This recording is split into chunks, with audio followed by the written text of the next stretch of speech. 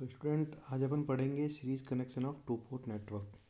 To port network का जो series connection होता है वो किस तरीके से किया जाता है और फिर उसकी मॉडलिंग किस तरीके से होती है, ये सब अपन आज जानेंगे ना। जैसे टू पोर्ट नेटवर्क है, अगर दो टू पोर्ट नेटवर्क अपन को एक साथ जोड़ के आगे प्रोसीड करना है और उसको नेटवर्क एनालिसिस करना है तो किस तरीके से अपन करते हैं वो अपन जानेंगे। ठीक है। So many network consist of series two or more two port network. So बहुत सारे जो नेटवर्क होते हैं, मैनी नेटवर्क कंसिस्ट, बहुत सारे जो नेटवर्क होते हैं वो सीरीज़ कनेक्शन होते हैं to or more two port network का। तो उसके अंदर क्या होता है एक्चुअली के अंदर, जैसे बहुत सारे टू पोर्ट नेटवर्क है तो अपन क्या करेंगे, एक है ना कंबाइन नेटवर्क बनाएंगे और एक कंबाइन फार्मूला बनाएंगे जिसमें अपन इनपुट और एक फाइनल आउटपुट लेंगे। जैसे कि आप डायग्राम के अंदर देख रहे हैं, यहाँ पे ये एक सिंगल पोर्ट नेटवर्क है डायग्राम में, ये टू पोर्ट नेटवर्क है, माइक्रो वन डिवाइस बस, माइक्रो वन डिवाइस टू, ये दूसरी टू पोर्ट नेटवर्क। तो इसके अंदर क्या हो रहा है, जो पहली जो माइक्रोवेव डिवाइस है उसका जो इनपुट है दूसरे की तरह आउटपुट, और उसका पहली जो माइक्रोवेव डिवाइस है उसका जो इनपुट है और वो तो अपने सिस्टम को ओवरऑल इनपुट की तरह काम करेगा, और जो पहली माइक्रोवेव डिवाइस है उसका जो आउटपुट है वो दूसरी माइक्रोवेव डिवाइस की तरह इनपुट की तरह काम करेगा। और वैसे ही दूसरा जो माइक्रोवेव डिवाइस है उसका जो आउटपुट है वो अपना मेन आउटपुट की तरह काम करेगा। तो बेसिकली कह रहे हैं कि यहाँ पे अपना जो कनेक्शन है वो कंबाइन हो रहा है। ठीक है। तो बेसिकली क्या हो रहा है, यहाँ पे सीरीज कनेक्शन अपन कर रहे हैं। सो अपन किस तरीके से इसका मैथमेटिकल मॉडलिंग करते हैं, किस तरीके से वी और आई अपन इसके अंदर कैलकुलेट करते हैं। तो अपन क्या करते हैं, इसका एक कंबाइन स्ट्रक्चर तैयार करेंगे और अपन एक ही फार्मूले से इनपुट और आउटपुट को रिलेट कर देंगे, दोनों को कंबाइन करके। मतलब बेसिकली अपन इस पूरे को क्या लेंगे, एक ही टू पोर्ट नेटवर्क की तरह लेंगे। ये किस तरीके से होता है ये अपन जानेंगे। So basically the overall two port matrix of two or more two port network can be found by multiplying two port networks of individual two port network। So basically इसके अंदर क्या होता है ये अपन जानेंगे। इस लैंग्वेज के अंदर अपन को इतना ज़्यादा समझ में नहीं आएगा, लेकिन बेसिकली होता क्या है इसके अंदर ये मैं आपको बताऊंगा कि बेसिकली क्या होता है कि the overall to port network जो होती है मैट्रिक्स की, वो अपन मल्टीप्लाई करके निकालते हैं एक के रिजल्ट को दूसरे में डाल के। अब वो अपन क्या करते हैं, जैसे कि अपन ने टू पोर्ट नेटवर्क की अपन ने जो डिज़ाइनिंग उसको पढ़ा था, अपन ने V1 I1 कैलकुलेट किया था। ठीक है। V1 I1 अपन ने कैसे कैलकुलेट किया था, ABCD ट्रांसमिशन मैट्रिक्स के अंदर कैसे किया था, A1 B1 C1 D1 इस तरीके से, और V2 I2 इस तरीके से लिखा था। ठीक है। तो अपन को अगर V1 कैलकुलेट करना था तो अपन कैसे निकालते थे, A1 into V2 plus B1 into I2। ठीक है। और वैसे ही अगर अपन को I1 निकालना था तो अपन कैसे निकालते थे, C1 into V2 plus D1 into I2, इस तरीके से अपन निकालते थे, है ना। इस दोनों का मल्टीप्लाई इनसे V1 निकालने के लिए और I1 निकालने के लिए इन दोनों का इनसे। ठीक है। वैसे ही V2 अगर निकालते तो इन दोनों का मल्टीप्लिकेशन अपन इनसे करते हैं, और I2 अपन निकालते तो इन दोनों का मल्टीप्लिकेशन इससे करते हैं। ठीक है। सो बेसिकली क्या होता है कि यहाँ से अपना V1 निकल जाता है, यहाँ से अपन V2 निकल जाता है, लेकिन अपन इसके अंदर देखेंगे कि अपने पास इनपुट तो V1 और I1 है, लेकिन आउटपुट क्या है अपना V3 और I3 है। तो अपन को कैलकुलेट क्या करना है, V3 यहाँ पर। ठीक है। इस तरीके से अपन को कैलकुलेट करना रहेगा। सो बेसिकली अपन क्या करेंगे इसमें, V3 और I3 जो है ना, ये तो अपने को यहाँ पे आउटपुट के अंदर दे रखा है, और V1 I1 अपन को इनपुट में दे रखा है, लेकिन ये जो बीच वाला पार्ट होता है ना V2 और I2, ये अपन को नहीं दे रखा होता क्योंकि सीरीज कनेक्शन वाला पार्ट है। ठीक है। और इसके अंदर क्या करेंगे अपन, जो V2 I2 है ना, यहाँ से जो V2 I2 की वैल्यू निकलेगी ना उसी को अपन डायरेक्ट यहाँ पे पुट कर देंगे। सो V2 I2 को अपन एज इट इज़ यहाँ से उठा के यहाँ पे डाल देंगे। बात आ गई समझ में। ये वाला जो V2 I2 की आंसर निकल के आए, यहाँ की जो वैल्यू निकल के आई है इसको सॉल्व करने के बाद, ये अपन क्या करेंगे, डायरेक्ट यहाँ से उठा के इसमें डाल देंगे। तो अपना सीधा एक रिलेशन I1 और V1 का आ जाएगा V3 और I3 की टर्म्स के अंदर, मतलब input in terms of output अपना निकल जाएगा। ठीक है। तो बेसिकली अपन ने इसको आगे फर्दर सॉल्व करेंगे तो इस तरीके से बनेगा A1 B1 C1 D1 और A2 B2 C2 D2, यहाँ पे V3 I3 आ जाएगा। ये इस तरीके से आया कि अपन ने ये वाली जो V2 और I2 की वैल्यू है ना, ये अपन ने डायरेक्ट यहाँ पे पुट कर दी। तो यहाँ से इसको यहाँ पे उठा के डाल देंगे तो इस तरीके से ये निकल के आएगा। ठीक है। फिर बाद में अपन क्या करेंगे, एक वापस 2/2 की मैट्रिक्स बनेगी। कैसे बनेगी, A1 और B1 का मल्टीप्लिकेशन हो जाएगा A2 और C2 से। इसी तरीके से मल्टीप्लिकेशन होता है मैट्रिक्स मल्टीप्लिकेशन। तो ये ओवरऑल जो वैल्यू आएगी उसको मैं क्या बोलूँगा, ये बोलूँगा सिर्फ। ठीक है। इसको मैं ए से डिनोट कर दूँ, कॉन्स्टेंट है, कॉन्स्टेंट को मैं किसी से भी डिनोट कर सकता हूँ, तो मैं ए से डिनोट करूँगा। सो A1 into A2 plus B1 into C2। ठीक है। क्या निकल के आएगा, A1 into A2 plus B1 into C2। इस पूरे को मैं ए लिख रहा हूँ। ठीक है। और ये क्या करूँगा मैं यहाँ पे कांस्टेंट की तरह काम लूँगा यहाँ पे इस जगह पे। ठीक है। वैसे ही मैं दूसरा कांस्टेंट निकालूंगा बी, ये कैसे निकलेगा, a1 into B two plus b1 into D two, इन दोनों का मल्टीप्लिकेशन करके इसको यहाँ पे लिख लेंगे b। वैसे ही मैं सी निकालूंगा, इन दोनों का इससे मल्टीप्लिकेशन, फिर डी निकालूंगा, इन दोनों का इनसे मल्टीप्लिकेशन, और v3 इंटू आई3 तो यहाँ पे है ही है। तो इससे मेरा क्या हुआ, v1 इंटू आई1, वी1 और आई1 किसकी टर्म्स में निकल के आ गया, v3 और आई3 की टर्म्स में निकल के आ गया, मतलब input in terms of output निकल के आ गया। सो इस तरीके से सीरीज कनेक्शन किया जाता है टू पोर्ट नेटवर्क का। अगर इसमें और भी आगे कनेक्टेड हो टू पोर्ट नेटवर्क, जैसे तीन टू पोर्ट नेटवर्क कनेक्ट कर दिए, तो वैसे तीसरे वाले की भी वैल्यू यहाँ पे v3 आई3 की वैल्यू भी यहाँ पे डाल देंगे। इस तरीके से आगे v4 आई4 यहाँ पे आ जाएगा, और इस तरीके से इसको फर्दर सॉल्व करेंगे। सो बेसिकली ऐसे सीरीज कनेक्शन को सॉल्व किया जाता है। Hence it is very convenient way to represent microwave network. So basically ये इसका कन्वीनियंट वे है माइक्रोवेव रिप्रेजेंटेशन करने का, रिप्रेजेंटिंग माइक्रोवेव नेटवर्क को करने का, है ना। सो बेसिकली अपने सीरीज कनेक्शन में इतना ही था। अब अपन पढ़ेंगे स्कैटरिंग मैट्रिक्स के बारे में। स्कैटरिंग मैट्रिक्स रिप्रेजेंटेशन अपन यूज़ करते हैं बेसिकली अपने माइक्रोवेव ट्रांसमिशन की जो अपन कनेक्शन करते हैं उसके अंदर अपन क्या करते हैं, नेटवर्क एनालिसिस के अंदर स्कैटरिंग मैट्रिक्स रिप्रेजेंटेशन को ज़्यादातर काम में लेते हैं, ठीक है। सो सबसे पहली चीज़ ये होती है कि why do we need scattering matrix, अपन को स्कैटरिंग मैट्रिक्स की ज़रूरत क्यों पड़ती है, ठीक है। Practical problem exist when trying to measure voltage and current at microwave frequency. So basically अपन जो इससे पहले मेथड पढ़े हैं, जैसे Z matrix method, Y matrix method जो अपन ने पढ़े हैं, उसके अंदर क्या होता है, हाई फ्रीक्वेंसी होने के कारण अपन शॉर्ट सर्किट और ओपन सर्किट नहीं कर सकते हैं, है ना। सो बेसिकली वो बहुत बड़ी प्रॉब्लम है। तो हाई माइक्रोवेव फ्रीक्वेंसी की जो अपन वैसा क्यों नहीं कर सकते ओपन सर्किट शॉर्ट सर्किट, क्योंकि अपना सर्किट माइक्रोवेव सर्किट है, माइक्रोवेव सर्किट की फ्रीक्वेंसी हाई होती है, तो इतनी हाई फ्रीक्वेंसी से अपन नहीं कर सकते, है ना। सो बेसिकली क्या होता है, प्रैक्टिकल प्रॉब्लम्स एग्जिस्ट हो जाती है जब भी अपन वोल्टेज और करंट मेजर करेंगे माइक्रोवेव फ्रीक्वेंसी के ऊपर। इसके लिए अपन स्कैटरिंग मैट्रिक्स मेथड काम में लेते हैं, ठीक है। Direct measurement can't be done since all are electromagnetic wave at high frequency. Direct measurement होना पॉसिबल नहीं होता क्योंकि सारी जो इलेक्ट्रोमैग्नेटिक वेव होती है हाई फ्रीक्वेंसीज के ऊपर होती है, इसलिए अपन स्कैटरिंग मैट्रिक्स मेथड को काम में लेते हैं। Short and open circuit are difficult to achieve over broadband of frequency, ये अपन चीज़ देख चुके हैं। शॉर्ट और ओपन सर्किट करना बहुत ही मुश्किल हो जाता है, मतलब फ्रीक्वेंसी इतनी हाई होती है, इस वजह से और शॉर्ट सर्किट ओपन सर्किट करना बहुत मुश्किल हो जाता है। इसी वजह से एडमिटेंस मैट्रिक्स मेथड और इम्पीडेंस मैट्रिक्स मेथड काम में लेना बहुत ही मुश्किल होता है, ठीक है। Active devices will not have stability for short और ओपन सर्किट। एक्टिव डिवाइसेज जो बहुत सारे डिवाइसेज अपने सर्किट में कनेक्ट होती है, रजिस्टर वगैरह बहुत सारी चीज़ें कनेक्ट होती है, डायोड वगैरह, तो इतनी हाई फ्रीक्वेंसी के ऊपर वो भी वर्क नहीं कर सकती है, ठीक है। सो बेसिकली क्या होता है, स्कैटरिंग मैट्रिक्स को अपन को काम में लेना पड़ता है जो कि माइक्रो फ्रिक्वेंसी पे जो डिवाइसेस काम करती है उनके लिए, ठीक है। सो होता क्या है, स्कैटरिंग मैट्रिक्स क्या करती है, स्कैटरिंग मैट्रिक्स जो होती है वो क्या करती है, अपने इंसिडेंट और ट्रांसमिटेड जो वोल्टेज होती है उसके अंदर एक रिलेशन अपन को बना के देती है, ठीक है। Scattering matrix relate the incident transmitted and reflected waves at the port. Incident transmit और रिफ्लेक्टेड वेव के अंदर अपन को एक जो रिलेशन है वो इस्टेब्लिश करके देती है। सो अपन इस डायग्राम के अंदर देख सकते हैं माइक्रो डिवाइसेज यहाँ लगी हुई है बीच में, तो इसके अंदर एक तरफ से तो अपना V1 आ रहा है और एक अपना से V1 जा रहा है। इस V1 प्लस जो है इसको अपन क्या बोलेंगे, इंसिडेंट वोल्टेज, और V1 माइनस को अपन बोलेंगे रिफ्लेक्टेड वोल्टेज। वैसे एक दूसरी साइड से अपना V2 आ रहा है और V2 जा रहा है, तो जहाँ से V2 आ रहा है इसको अपना इंसिडेंट वोल्टेज बोलेंगे और ये अपना रिफ्लेक्टेड वोल्टेज बोलेंगे। तो इस तरीके से स्कैटरिंग मैट्रिक्स में रिप्रेजेंट किया जाता है माइक्रोवेव डिवाइसेस का।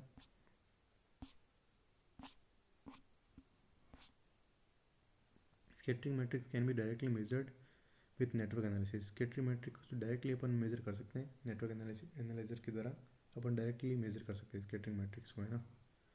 Once the parameter are known they can be converted into any other matrix parameter for analysis of microwave network. अगर एक बार अपन को स्कैटरिंग मैट्रिक्स के जो पैरामीटर पता लग जाते हैं उसके बाद किसी भी अपन पैरामीटर के अंदर इसको कन्वर्ट कर सकते हैं, एडमिटेंस, इम्पीडेंस, ट्रांसमिशन, किसी के अंदर भी अपन उसको कन्वर्ट कर सकते हैं। सो एक बेसिकली बहुत ही अच्छा एडवांटेज है स्कैटरिंग मैट्रिक्स का। अब बेसिकली अपन करेंगे इसका सॉल्यूशन किस तरीके से अपन वोल्टेज की इक्वेशन निकालते हुए जानेंगे। If we denote amplitude of incident voltage wave at port 1 and port 2 as V1 plus and V2 plus. अब जो अपन क्या कर रहे हैं, ये जो चीज़ अपन ने देखी, जो प्लस वाली जो है वोल्टेज अपन को उसको इंसिडेंट वोल्टेज से रिप्रेजेंट करेंगे और जो माइनस वाले उनको रिफ्लेक्टेड से रिप्रेजेंट करेंगे, ठीक है। तो बेसिकली एम्पलीट्यूड अपन देखेंगे इसके अंदर, एम्पलीट्यूड और reflected voltage are as V1 minus and V2 minus, ठीक है। तो जो रिफ्लेक्टेड है वो V1 माइनस और V2 माइनस है। सो अपन रिफ्लेक्टेड वोल्टेज की इक्वेशन क्या निकलती है इसके अंदर, V1 minus equal to S11 V1 plus plus S12 V2 plus. So basically क्या हुआ, V1 माइनस मतलब वोल्टेज जो रिफ्लेक्टेड 1 है वो किसके बराबर होगा, S11 इंटू V1 प्लस जो इंसिडेंट वोल्टेज है V1 से, plus S12 into V2 plus जो इंसिडेंट वोल्टेज है V2 से। वैसे V2 माइनस निकालेंगे तो क्या होता है, S21 V1 plus plus S22 V2 plus. इस तरीके से इंसिडेंट वोल्टेज की टर्म्स के अंदर ये आ गया है अपना रिफ्लेक्टेड वोल्टेज। इसको मैट्रिक्स रिप्रेजेंटेशन अपन करें तो कैसे निकलेगा, V1 minus V2 minus equal to S11 S12 S21 S22 V1 plus और V2 माइनस। इस तरीके से इसकी जो है इक्वेशन निकल के आती है मैट्रिक्स फॉर्म के अंदर। अगर एन पोर्ट होगा तो अपन क्या करें, 2 पोर्ट में 2 तक गए तो एन पोर्ट में एन तक जाएंगे। तो V1 जो है रिफ्लेक्टेड जो V1 माइनस से V2 माइनस और Vn माइनस तक जाएगा, वैसे ही अपने n बाई एन की यहाँ पे मैट्रिक्स बनेगी और इंसिडेंट जो है वो कहाँ पे आएगा, V1 प्लस से लेके Vn प्लस तक जाएगा।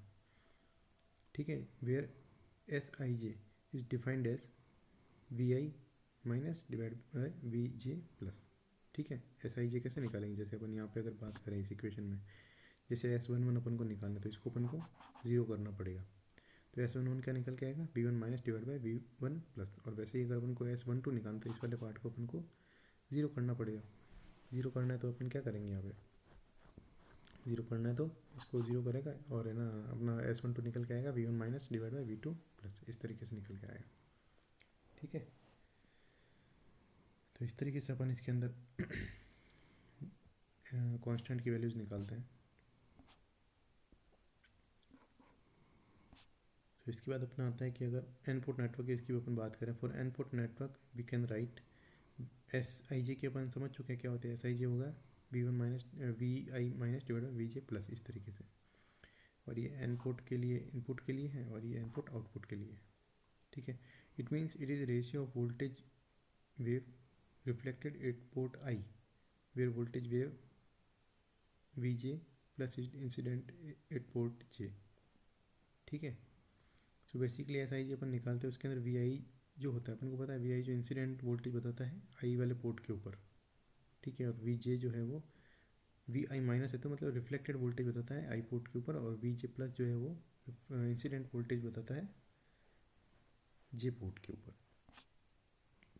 अब होती क्या है जो मैट्रिक्स है, स्कैटरिंग मैट्रिक्स है, उसकी प्रॉपर्टीज़ क्या होती है उसके बारे में अपन जानेंगे। सो अभी इस डायग्राम के अंदर आप देख सकते हैं, मैंने इंसिडेंट और जो प्लस माइनस बार बार लिखना पड़ता है उसको मैं बार बार हटा के बी और ए की टर्म्स में ला रहा हूँ, जिसमें एक है सारे इंसिडेंट वोल्टेज और बी के है सारे रिफ्लेक्टेड वोल्टेज। सो सबसे पहले जो प्रॉपर्टी होती है एस मैट्रिक्स की वो क्या होती है, S matrix is a square matrix of order n by N. S matrix obviously इसको स्क्वायर मैट्रिक्स होगी, अगर 2 पोर्ट नेटवर्क है तो 2 बाई 2 की होगी, 3 पोर्ट नेटवर्क है तो 3 बाई 3 की होगी, n पोर्ट नेटवर्क है तो n बाई n की होगी। तो वही यहाँ पे लिखा है पहला। दूसरा क्या है, if it follows unitary property, जो अपनी एस मैट्रिक्स है वो यूनिटरी प्रॉपर्टी को फॉलो करती है। अब यूनिटरी प्रॉपर्टी क्या होती है, यूनिटरी प्रॉपर्टी के बारे में अपन आगे बहुत अच्छे से जानेंगे। एक बार मैं आपको आइडिया बता रहा हूँ कि अभी होती क्या है यूनिटरी प्रॉपर्टी। यूनिटरी प्रॉपर्टी जैसे एस है अपनी मैट्रिक्स है तो सबसे पहले एस का लिया जाएगा कंजुगेट। कंजुगेट लेना अपन ने मैथ्स के अंदर सीखा है, जैसे आई प्लस जे है तो उसका कंजुगेट होता है आई माइनस जे। ठीक है, तो उसका अपन लिए जो अपनी जो एस मैट्रिक्स उसका पूरे का लिया जाएगा कंजुगेट। फिर जो उस मैट्रिक्स का ट्रांसपोज लेके उससे मल्टीप्लाई जब करते तो अपना आई आता है। ये अपन ने मैट्रिक्स के अंदर पढ़ चुके हैं मैथमेटिक्स के अंदर, है ना। तो एस का कॉन्जुगेट लेके उसका ट्रांसपोज करो, फिर उसको स्कैटरिंग मैट्रिक्स से वापस मल्टीप्लाई करो, तो उन दोनों का मल्टीप्लिकेशन किसके बराबर आता है, आइडेंटिटी मैट्रिक्स के बराबर। मतलब 1 जिसके आइडेंटिटी मैट्रिक्स कौन सी होती है, जिसके एलिमेंट कौन से होते हैं डायगोनल वाले 1 1 हो जाते हैं, वो होती है अपनी identity matrix. This is condition for lossless network. ये लॉसलेस नेटवर्क की कंडीशन है। अभी किस तरीके से होती है ये भी अपन जानेंगे। पहले अपन दूसरी जो प्रॉपर्टी है उसके बारे में पढ़ते हैं। So third property it follow symmetrical property. अब सिमेट्रिकल प्रॉपर्टी क्या होती है, जैसे अपन किसी भी मैट्रिक्स का ट्रांसपोज लेते तो अगर अपन को वही मैट्रिक्स वापस मिल जाती तो होती सिमेट्रिक मैट्रिक्स। तो ये सिमेट्रिक मैट्रिक्स की प्रॉपर्टी को फॉलो करती है जो कि स्कैटरिंग मैट्रिक्स है वो। This is condition of reciprocal network. अगर जब भी ये इस प्रॉपर्टी को फॉलो करेगी तो वो अपनी जो नेटवर्क है कैसा नेटवर्क कहलाएगा, रेसिप्रोकल नेटवर्क कहलाएगा। जैसे पहला नेटवर्क ये लॉसलेस नेटवर्क कहलाए ना इस प्रॉपर्टी के अंदर, जब इस प्रॉपर्टी को फॉलो करेगी मतलब कंजुगेट लेके ट्रांसपोज लेके अगर स्कैटरिंग मैट्रिक्स से वापस मल्टीप्लाई करें और अपन को आइडेंटिटी मैट्रिक्स मिल जाए, तो जो अपनी जो नेटवर्क वो कैसा कहलाएगा, लॉसलेस नेटवर्क कहलाएगा। और वैसे ही अगर अपन सीधा अगर उसका ट्रांसपोज ले और अपन को वही मैट्रिक्स मिल जाएगी तो अपन को कैसी कहलाएगी, रेसिप्रोकल नेटवर्क कहलाएगा। और रेसिप्रोकल नेटवर्क क्या होता है इसके बारे में अपन जानेंगे।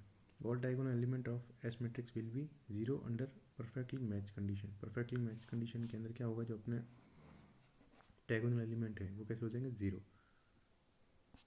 ठीक है। अब कंडीशन क्या होता है रेसिप्रोकेसिटी, जैसे रेसिप्रोकल नेटवर्क की मैंने बात करी ना, तो इसकी कंडीशन होती क्या, रेसिप्रोकल का मतलब क्या होता है।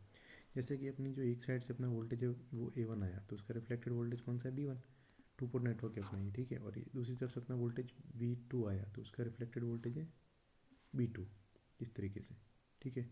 अब कहने का रेसिप्रोकल कहने का सेंस ये है कि अगर एक तरीके से अगर अपन इसको टू पोर्ट नेटवर्क को एक तरफ से अपन इनपुट दे रहे हैं, ठीक है, और दूसरी तरफ से आउटपुट ले रहे हैं, तो अगर मैं दूसरी तरफ से अगर इनपुट दूँ तो भाई आउटपुट जो अपने को यहाँ मिला था ना वो पहली तरफ से वापस बाहर आना चाहिए, ठीक है। उसके इनपुट और आउटपुट के अंदर कोई चेंज नहीं होना चाहिए, ठीक है। तो इस तरीके से जो निकलता है उसको क्या बोलते हैं, रेसिप्रोकल नेटवर्क।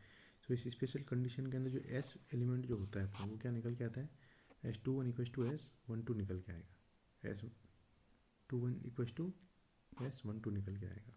ये 2/2 मैट्रिक्स की बात कर रहा हूँ। अगर 3/3 मैट्रिक्स की बात करूँगा तो क्या होगा, S31 बराबर आएगा S13 के, और S21 और 12 तो बराबर होंगे, S32 भी बराबर आएगा S23 के, इस तरीके से बेसिकली ये चीज़ निकलती है इसके अंदर रेसिप्रोकेसिटी के अंदर,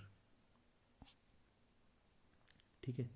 अब इसके अंदर होता क्या है, जैसे कि यहाँ से A1 और B1 अपना इंसिडेंट है और ये सेकंड वाली पोर्ट की तरफ A1 इंसिडेंट है, B1 रिफ्लेक्टेड है, यहाँ पे A2 जो है इंसिडेंट और B2 रिफ्लेक्टेड है। सो परफेक्टली मैच कंडीशन के अंदर क्या होगा कि जैसे परफेक्टली मैच अपनी कंडीशन हो गई है, जैसे यहाँ पे लिखा है परफेक्टली मैच, चौथी जो है the diagonal element of all scatter matrix will be zero under perfectly match condition. So perfectly match condition के अंदर क्या होता है, अपना जो पावर मीटर होता है ना,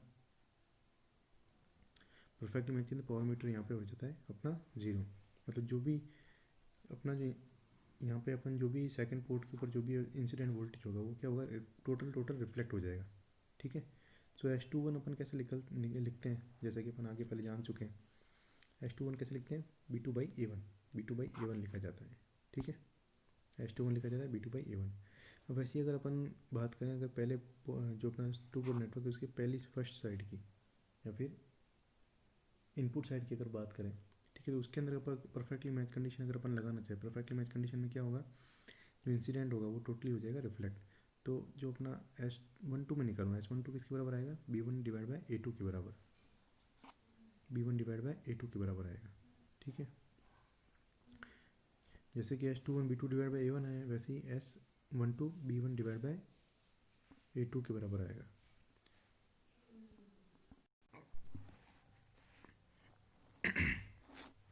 सो बेसिकली इसमें अपन ने देखा कि परफेक्टली मैच कंडीशन के अंदर कैसे S21 और S12 अपन ने कैलकुलेट किया, S21 निकाले अपन ने B2/A1, और परफेक्टली मैच कंडीशन के अंदर जो पूरा जो था अपना सेकंड टू पोर्ट का जो आउटपुट वाली साइड अपन ने देखा था, जो भी वोल्टेज इंसिडेंट हुआ था टोटल हो जाता है रिफ्लेक्ट। और जो दूसरी कंडीशन में अपन ने देखा था कि जो भी अपना जो वोल्टेज इनपुट वाली साइड है वो टोटल हो जाता है रिफ्लेक्ट, तो S12 अपन ने निकाला B1/A2।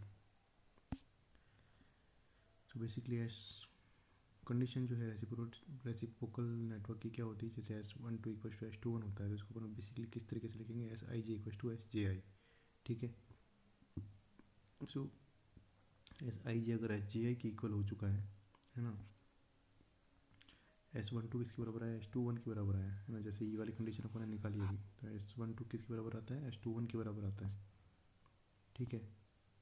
और यहाँ से अपन ने S21 निकाला, S21 की वैल्यू है B2/A1, और S12 निकाला तो S12 की वैल्यू है B1/A2, इस तरीके से इसकी वैल्यू निकल के आई, ठीक है। सो बेसिकली क्या होता है कि जब S12 और S21 इक्वल हो जाते हैं, या फिर अपन कह सकते हैं Sij Sj के इक्वल हो जाते हैं, Sij Sj के कब इक्वल होंगे, जब उसके ट्रांसपोज एक जैसे हो जाएंगे, तो कह सकते हैं कि स्कैटरिंग मैट्रिक्स का ट्रांसपोज दोनों एक जैसा हो जाता है, तब क्या होता है, वो कंडीशन होती है रेसिप्रोकल नेटवर्क की। तो this is condition for reciprocal network.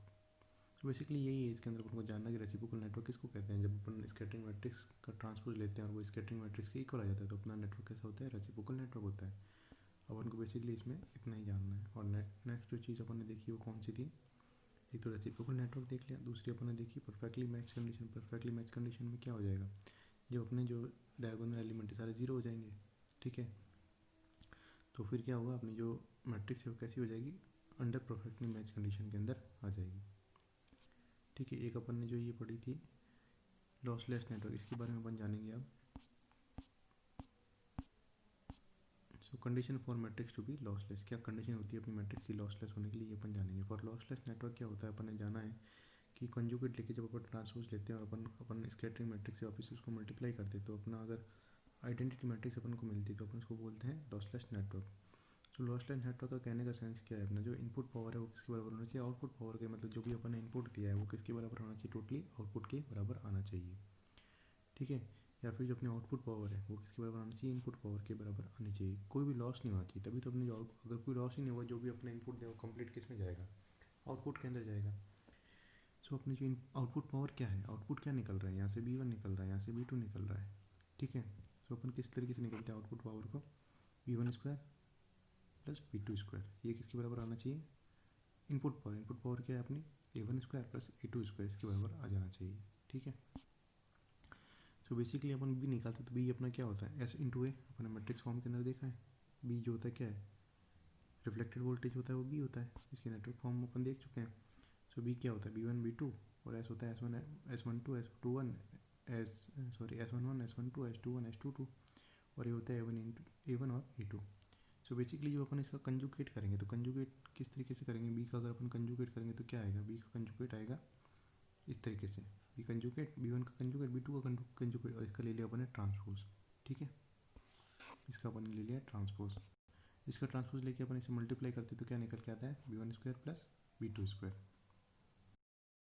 या फिर मैं इसको इस तरीके से लिखूँ कि B conjugate transpose into B, ये किसके बराबर आएगा, B1 square into B2 square के, ठीक है, B1 square into B2 square के। तो ये इस तरीके से आता है। तो बेसिकली अपना ये क्या आ गया, आउटपुट पावर, B1 B2 की वैल्यू अपनी आ गई इस तरीके से, output power from equation 1 we know. So basically क्या होता है, अपनी इक्वेशन 1 है, इक्वेशन 1 के अंदर अपन को क्या पता लग रहा है, जैसे इक्वेशन 1 है अपन को पता है कि B1 square plus B2 square वो है A1 स्क्वायर और A2 स्क्वायर के बराबर, ठीक है। सो ये B1 square plus B2 square किसके बराबर, A1 square plus A2 square के बराबर। या फिर अपन ऐसा कह सकते हैं कि B1 ट्रांसपोज का B1 कंजुगेट का ट्रांसपोज इंटू बी, ये किसके बराबर हो जाएगा, A1 कंजुगेट का ट्रांसपोज इंटू ए के। अब क्या होता है, बी का अपन को पता है कि बी जो होता है ए एस इंटू ए के बराबर होता है, ठीक है। तो अपन क्या करेंगे, इसका अगर ट्रांसपोज लेते हैं, मतलब बी का ट्रांसपोज लिया तो क्या होगा, ए का ट्रांसपोज इंटू एस का ट्रांसपोज रिवर्स होता है, ट्रांसपोज की जो प्रॉपर्टी होती है इसके अकॉर्डिंग मल्टीप्लिकेशन करके अपन उसको रिवर्स कर देते हैं, ठीक है। अब इसका कंजुगेट लेंगे तो किसके बराबर आएगा, बी कंजुगेट ट्रांसपोज किसके बराबर आएगा, ए कंजुगेट का ट्रांसपोज इंटू एस कंजुगेट के ट्रांसपोज के बराबर आएगा।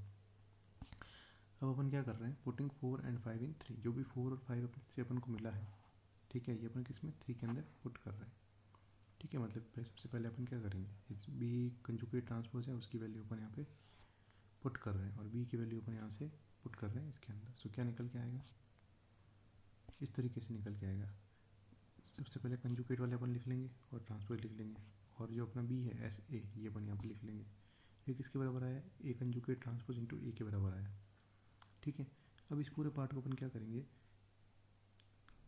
लेफ्ट साइड के अंदर शिफ्ट कर देंगे, इसको अपन पूरे साइड लेफ्ट साइड के शिफ्ट करेंगे तो क्या होगा, यहाँ से निकल के आएगा कॉमन, कॉमन क्या निकलेगा, ए कंजुगेट ट्रांसपोज कॉमन निकल के आया, तो पीछे बचा क्या, ए भी बचा है, ए को भी कॉमन ले लेंगे, तो ए कंजुगेट ट्रांसपोज को अपन इधर कॉमन ले लिया और ए को अपन ने पीछे कॉमन लेके लिया, तो अंदर क्या बचा, S conjugate transpose into S minus ये 1 है, 1 मतलब आइडेंटिटी मैट्रिक्स आई, ठीक है। अब since A is not equals to 0 hence A conjugate transpose can not be equals to 0, अगर ए 0 नहीं होगा तो ए कंजुगेट ट्रांसपोज कभी भी 0 नहीं होगा, ठीक है। अब ये वाला पार्ट अगर 0 नहीं है, ए 0 नहीं हो सकता, क्यों, क्योंकि ए क्या है अपना इंसिडेंट वोल्टेज है, और ये भी कभी 0 नहीं हो सकता क्योंकि ये 0 नहीं है। तो इस पूरे पार्ट को 0 होने के लिए इस बीच वाले पार्ट को कैसा होना पड़ेगा, 0 होना ही पड़ेगा, 0 होना पड़ेगा। कहने का सेंस क्या है, एस कंजुगेट का ट्रांसपोज इंटू एस माइनस आई, ये किसके बराबर होगा, 0 के।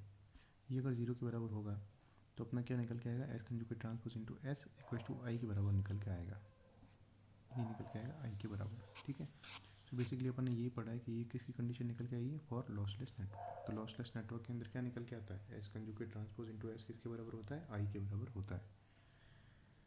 सो स्टूडेंट आज के लिए इतना ही, थैंक यू।